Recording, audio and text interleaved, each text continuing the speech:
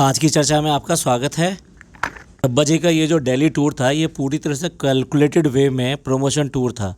देखिए वहाँ पर उसने लिखा हुआ पेड प्रमोशन लिखा हुआ है, लेकिन पेड प्रमोशन जो है कौन सा, वो जो प्रोडक्ट का किया है वो पेड प्रमोशन में आ रहा है, लेकिन उसके अलावा हिडन प्रमोशन भी इन्होंने किया है। जैसे कि वो मीनार कैफ़े, हम नाम बदल के बोल रहे हैं, मीनार कैफ़े में वो जाती हैं और जाके उसका प्रमोशन करती हैं। कैसे प्रमोशन करती हैं मैं उदाहरण देता हूँ।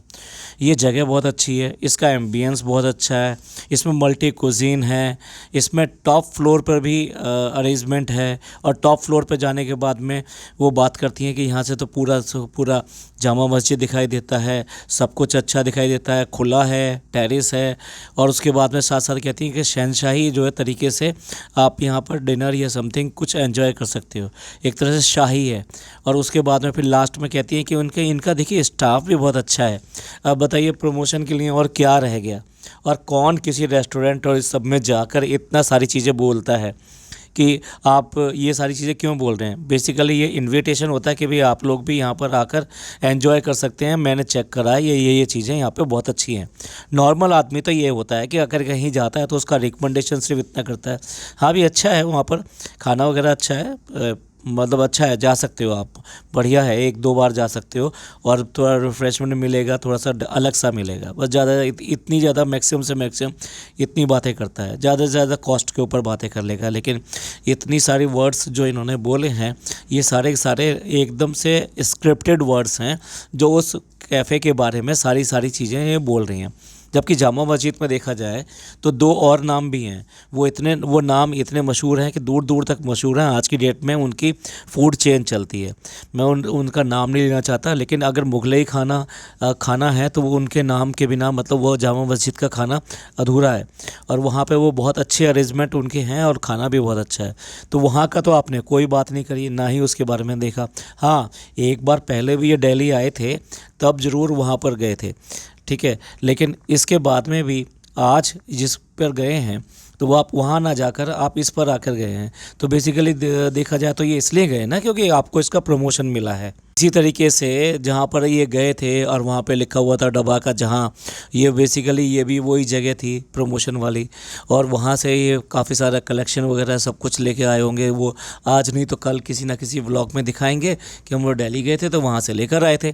तो कुल मिला के ये है कि ये सारा का सारा एक टूर जो था पूरी तरह से प्रमोशन टूर था, और भर भर के इन्होंने वहाँ प्रमोशन भी कर लिया, गिफ्ट वगैरह भी ले लिए, और फ्री जो भी आइटम्स होते हैं वो भी कलेक्ट कर लिए। अब जिस तरह से आप कर रहे हो ये सब लोग समझते हैं, ऐसा थोड़ा ना कि लोग बेवकूफ़ हैं। हाँ, आपके बहुत सारे व्यूअर्स हैं, वो आपकी सारी बातों को एडजस्ट कर लेंगे, सब मान लेंगे, इतना सोचेंगे भी नहीं कि ये आपने इतने सारे वर्ड्स जो बोले थे वो किस लिए बोले थे।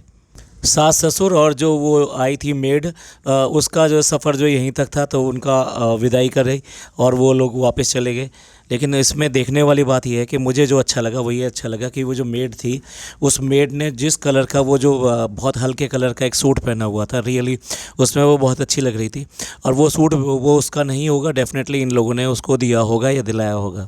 तो इस तरह से अपने जो अंडर में होते हैं, जो मेड या ये सब लोग जो होते हैं, इनको इस तरीके से खुश रखना, उनके लिए ख्याल रखना, ये एक टोकन ऑफ लव होता है कि वी केयर फॉर यू, हम आपका जो है ख्याल करते हैं और आप हमारी ज़िंदगी में एक हिस्सा हैं। अच्छा, डब्बा जी ये भी कहती हैं कि दिल्ली से जाने का मन नहीं हो रहा और यहाँ पर जो है बहुत अच्छा लगा और कुछ दिन और मतलब यहाँ व्यतीत करते। तो बेसिकली ऐसा क्यों कह रही हैं? क्योंकि उन्होंने जो है दिल्ली जितना निचोड़ना था उतना तो निचोड़ लिया। हो सकता है कुछ और ख्वाहिशें भी हों कि यहाँ पर ये भी कर लें और वो भी कर लें। तो नेचुरल सी बात है कि सब जो है कमर्शियली मोटिवेटेड होता है और इसमें वो बिल्कुल भी शर्म नहीं करती और पूरी तरीके से अपने इस बिज़नेस का, इस सब का बहुत ज़्यादा ख्याल रखती हैं। वहाँ पर उन्होंने प्रमोशन के लिए रील बनाई। देखिए, अपने काम के लिए डिवोटेड होना एक अच्छी बात है, इसमें हम कोई बुरा नहीं कह रहे, लेकिन उसके अलावा ये जो है अगर आप कह रहे हैं और कर रहे हैं तो वही आप करिए ना। आप कह कुछ और रहे हैं और कर कुछ और रहे हैं, कर रहे हैं प्रमोशन और कह रहे हैं कि भाई ये बहुत अच्छा है, हम वहाँ घूमने गए, हम ये करने गए, यानी उसको यूज़ कर रहे हैं अपने व्लॉगिंग में। जो पेड प्रमोशन होते हैं ना, तो वो तो पूरी तरह से लीगली होते हैं और उनका जो भी कुछ लेना देना है उसके ऊपर जो टैक्सेशन या इंडियन लॉज जो लगते हैं वो सब कुछ लगते हैं।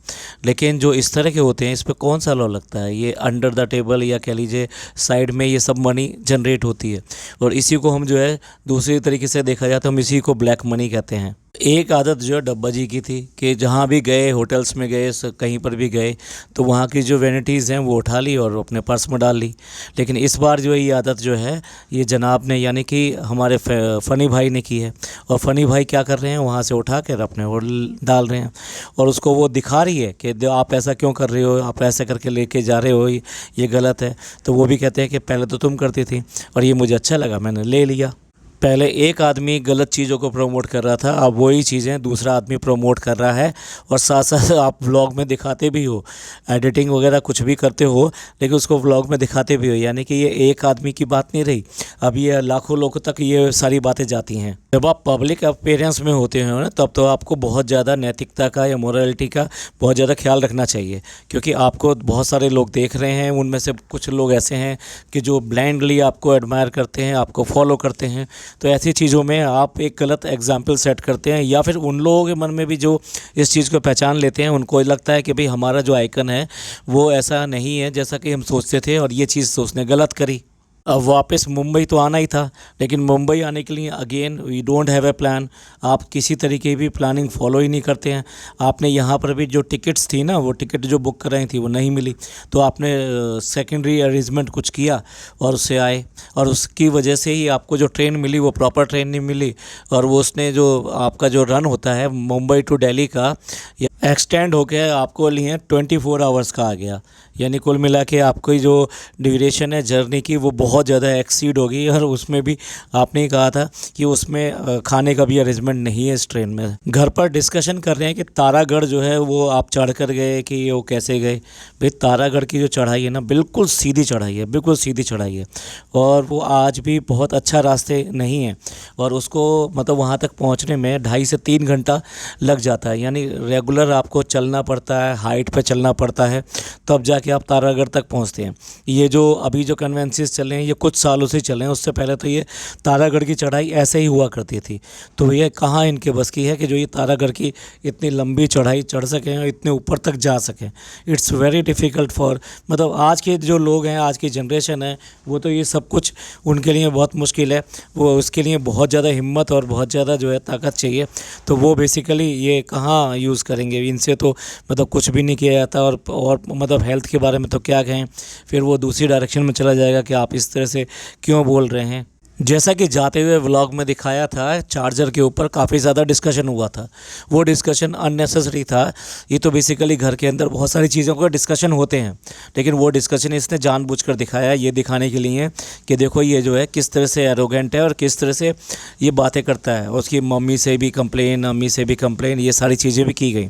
अब आकर फिर दोबारा उसको रिपीट करने के लिए बताया, और उसने आखिरकार कह ही दिया कि भाई देना तो पड़ता ही ना, मैं मना कैसे करता, मैं मना करता तब भी कोई मानने वाला तो था नहीं। प्रैंक वे में बड़े स्टाइल से गुस्से में ये बोलती है कि जो खाली बॉक्सेस है ना, मैं इसलिए लेकर आई हूँ कि मेरा सामान दे दो, क्योंकि मुझे यहाँ से जाना है और मेरा जितना भी सामान है, मतलब टोन वॉज लाइक दैट कि वो उसको गुस्सा है और वो बोलना चाह रही है कि जितना भी मेरा सामान ले रखा है, जैसे कि इन लोगों ने कब्जा रखा हो उसका सामान। तो वो डिब्बे लेकर आई है कि भाई ये सारा सामान मैं अब लेके जाना चाहती हूँ। वो बात दूसरी है कि इसका पर्पज़ कुछ और है। अब इनको तो सस्पेंस खेलने की आदत है आजकल, तो इसलिए उस जो डिब्बे में क्या करेंगी उसके बर्थडे पर यूज़ करेंगे घिसा के, और उस बर्थडे पे क्या यूज़ करेंगी, कैसे यूज़ करेंगी, वो आज जो ब्लॉग आने वाला है उनका बर्थडे वाला ब्लॉग आने वाला है उसमें दिखाएंगी। वो बात दूसरी है, वो बर्थडे वाला ब्लॉग आप 3 बार देखेंगे, क्योंकि 3 ब्लॉगर हैं, तीनों एक ही जगह ही एंजॉय करने के लिए गए थे, सेलिब्रेट करने के लिए गए थे। तो यही चीज़ आपको अलग अलग एंगल से 3 बार देखने को मिलेगी। अब चलिए हम भी मिलते हैं अगले पॉडकास्ट में। ये पॉडकास्ट आपको कैसा लगा? आपको अच्छा लगा हो तो प्लीज़ लाइक कीजिए, सब्सक्राइब कीजिए और शेयर कीजिए। अपने लोगों का ख्याल रखिए, खुश रहिए। अल्लाह हाफिज़।